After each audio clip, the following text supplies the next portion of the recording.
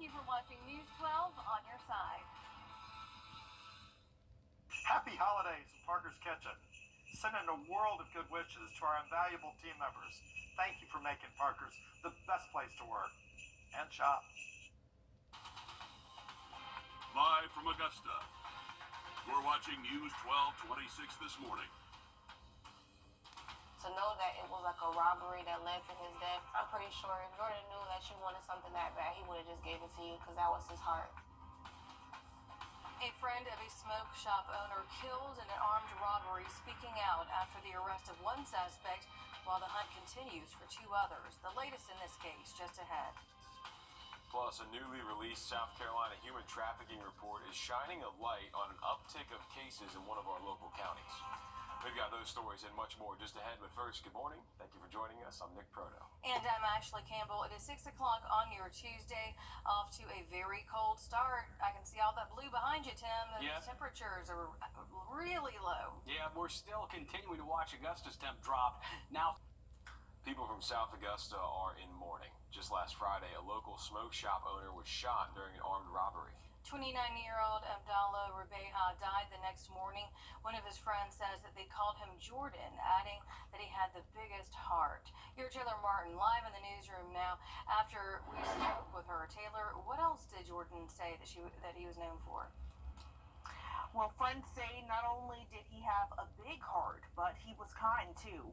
Mia Posey owns a shop right near the one Rubeha owns with his brothers. She says she texted him, then called him, and when he didn't answer, she already knew what was going on.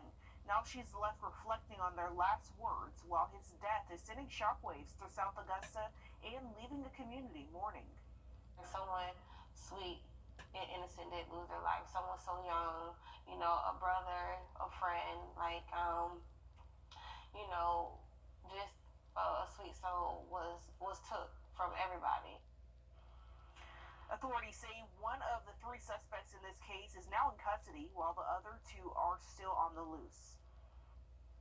All right, thanks for that update, Taylor. That suspect is 22-year-old Terrence Walker, who was arrested and charged with felony aggravated assault, armed robbery, and more in Richmond County. He was called after a chase in Burt County. If you know anything about the two other suspects, give the sheriff's office a call. The mother of a Waynesboro deadly shooting victim is a suspect, and a man is wanted for questioning in that case. Waynesboro police say Julian Bright is wanted for questioning only right now in the shooting death of Raynard Ellison on Sunday. They say Bright is considered armed and dangerous and was last seen the same day of the shooting in the Magnolia Acres area where it happened. Waynesboro police say Ellison's mother, Melissa, is a suspect in his death. We don't have a photo of her just yet. The Waynesboro Police Department says the shooting happened right here at Magnolia Acres Apartments. Officials say a second 911 call reported Raynard not breathing after a gunshot to the chest. The Burt County Sheriff's Office says they gave him CPR until emergency crews got to the scene. Authorities say he died at a local hospital. If you have any information regarding the shooting, you are urged to call the Waynesboro Police Department. We've got that number right there for you on the screen, 706-526-5013. We're still working to learn the cause of a deadly and suspicious Aiken house fire as officials release the name of that victim. The Aiken County coroner says 23-year-old Markella Howard was found inside the home dead last night. It happened on Kellogg Drive, and you're getting a look at the scene as emergency crews were working that fire. Officials say the home is a total loss, and the Red Cross says it's helping the family recover. Again, the fire is being ruled suspicious. We're working to learn more details surrounding this case. Also in Aiken County, we're learning the name of a woman who was killed after being hit by a car. The Aiken County Coroner's Office identifying her as 22-year-old Kennedy Freeman of Gadsden, South Carolina. South Carolina Highway Troopers and the Coroner's Office say that she was walking on US 1 near Bogeyville Road Sunday night when she was hit. Officials say that Freeman died at a local hospital. Aiken County seeing an increase of human trafficking tips last year compared to 2023. Now that's based on come our way into the middle of next week, 6/14. Today, Barrow County High School students will learn a new weapons detection system. It comes just 4 months after 2 students and 2 teachers were killed during a mass shooting at Appalachia High School.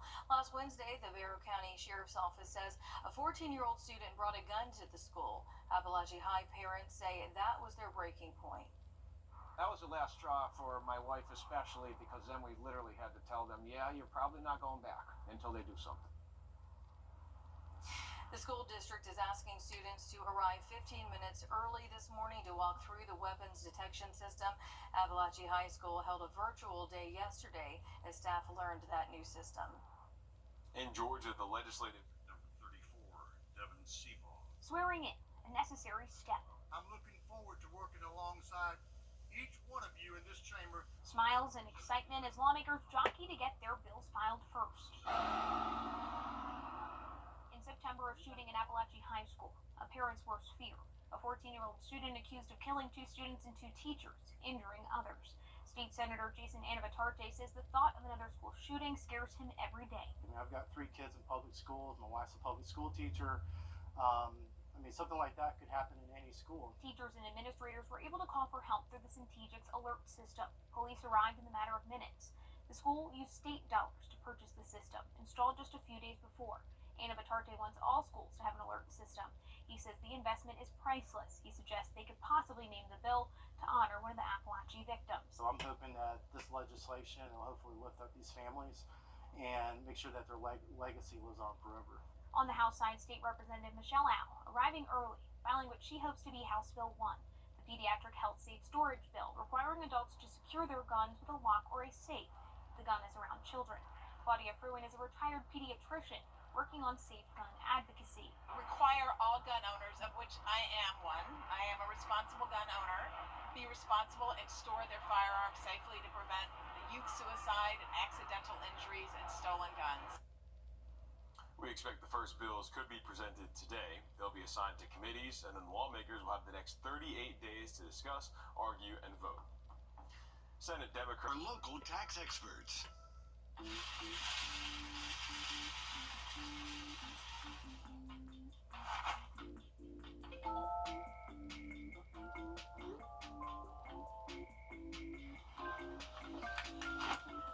I think you're gonna need this. The News 1226 First Alert Weather app. It's that fast. Bojangles has your morning craving covered with Live from Augusta. You're watching News 1226 this morning. Taking it slow, cause it's just scary right now. It's just sensitive. The friend and next-door business owner of a man killed in an armed robbery on high alert as 2 suspects remain on the run. The latest in the investigation just ahead. And we're getting a look at progress on a mixed-use redevelopment project at the Old Aiken Mall. Those details coming up. A lot to get to this morning, but first, good morning. Thank you for joining us. I'm Nick Proto. And I'm Ashley Campbell. At 6:30 on your Tuesday, we are off to a very cold start, Tim. Yeah, bundle up here. Temps are already down in the 20s, mid-20s. Happening now, 2 suspects are still on the run, while this suspect on your screen was arrested after a deadly armed robbery in Richmond County, which led Burke County deputies on a chase. 22-year-old Terrence Walker faces several charges in this case. The South Augusta community in shock as they mourn the loss of 29-year-old Abdallah Rubea, also known as Jordan. People say he was known for his kind heart.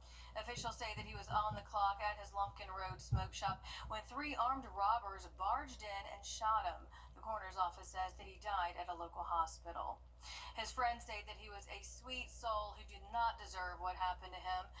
Ma Posey owns a shop right near the one where he owns his with his 2 brothers. She was one of his friends that called him Jordan. His death sending shockwaves through South Augusta. She says that she's left reflecting on their last words, worried about the future and hoping for justice.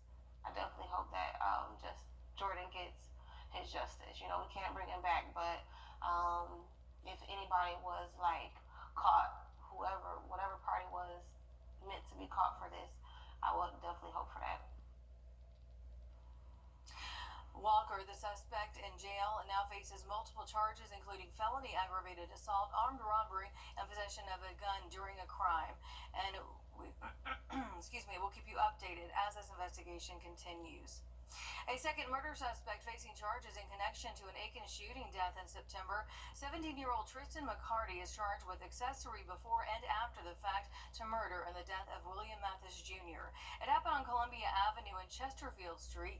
Arrest warrants state that he was the getaway driver for the co-defendant, 22-year-old Sebastian Green.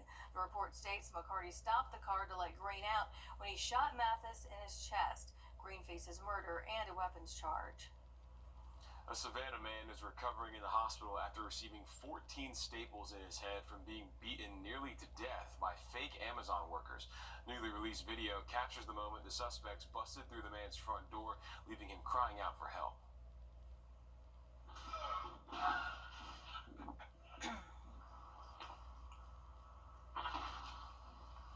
George Hardison says he opened his door to those he thought were Amazon workers delivering a package. As you hear him cry for help there. The police report says the two men demanded money before beating Hardison with a sledgehammer. Officials say the attack lasted nearly 8 minutes. Neighbors say they found Hardison covered in blood with multiple head injuries. Police are still searching for those suspects. They describe them as two young black men with medium brown complexion in their 20s. They are set to be charged with aggravated assault, aggravated battery, and home invasion at a minimum. Red Cross volunteers across the two-state arriving in California, joining the fight against those deadly wildfires as the death toll continues to climb. The Red Cross of Georgia says they deployed 7 Georgians, while the South Carolina branch says they deployed 5. Volunteers are providing food and shelter to those victims. Tomorrow, Augusta commissioners will decide dates for